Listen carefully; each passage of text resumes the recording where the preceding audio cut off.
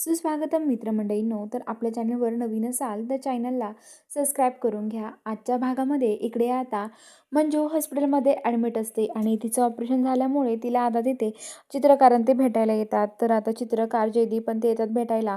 मंजूला आवाज देतात, मंजू म्हणतात आणि आता लगेच मंजू उठते आणि म्हणते, पप्पा तुम्ही आलात मला भेटायला?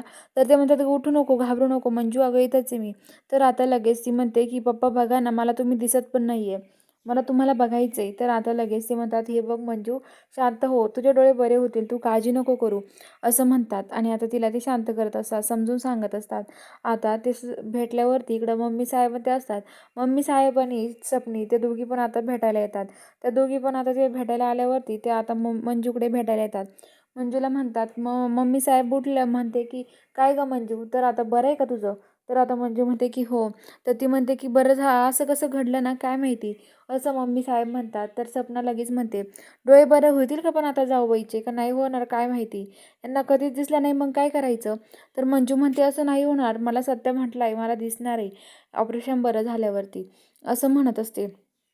तर आता ते म्हणतात की काय माहिती आता आम्हाला काय होणार तुझंवालं, असं ते म्हणतात. तर आता लगेच तिथे जो सत्य आहे तो सत्य तिकडे येतो आणि आता इकडं सत्य डॉक्टरांकडे आलेला असतो आणि तो देवासमोर पण विनंती करतो.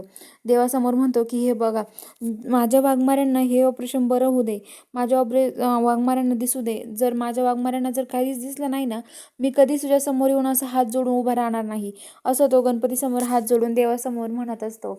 आणि आता इकडं तो डॉक्टरांकडे येतो आणि डॉक्टरांना म्हणतो की काय डॉक्टर, कधी बरे होतील माझ्या वाघमारे, सांगा ना मला. तर आता जे डॉक्टर आहे ते सांगतात की हे बघ सत्या, तू आता थोडं शांत हो. तर आता लगेच सत्या म्हणतो, मला नाही माहिती, मला जायचे माझ्या वाघमाऱ्यांना घरी घेऊन. तर आता डॉक्टर म्हणतात, तुला घरी न्यायचं आहे का तिला? तू घरी नेऊ शकतो, पण हे बघ, तू घरी नेलं तर तिची ते इथं जेवढी काळजी घेतली जाते तेवढी काळजी घरी नाही घेतल्या जाणार, त्यामुळे तू इथं घरी नाही नेऊ शकत, आम्ही ही रिक्स नाही घेऊ शकत, असं म्हणतात. तर आता सत्य म्हणतो की डॉक्टर तसं काही नाही आहे, मी घेतो ना रिक्स, अहो मी करतो वाघमाऱ्यांची सगळी सेवा, काय करायचं आहे ते, तुम्ही काळजी नका करू डॉक्टर, असं सत्य म्हणतो. तर आता डॉक्टर म्हणतात, हे बघा, तुम्ही जर रिक्स घेत असाल तर आमचं काही हरकत नाही आहे, तुम्ही तुमचं बघून घ्या मग, असं म्हणतात. आणि आता सत्या मंजूला घेऊन घरी जायला निघतो.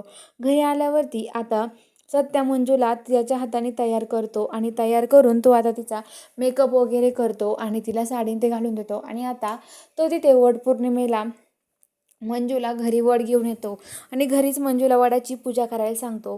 तर इकडे जो आर्यन आहे तो आर्यन आता खूप म्हणजे इकडं हे त्याला पूर्वा चिडते आणि बोलत असते, म्हणत असते की आर्यन, तू खरंच खूप मोठी चूक केली आता सत्याच्या नादी लागून, आता बघ काय करायचं आहे तू, असं म्हणत असते.